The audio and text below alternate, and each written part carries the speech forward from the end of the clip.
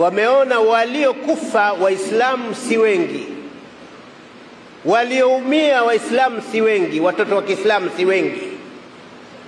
Ninakupeni taarifa, inasemekana sasa hivi wanataka kuwashawishi na Waislamu waingie ili wafe, ili waumie.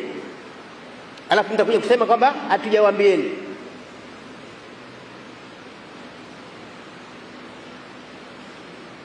Na bado mtaniambia kwamba hapa naongea siasa.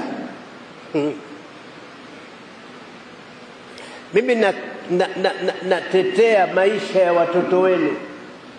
Watashawishiwa,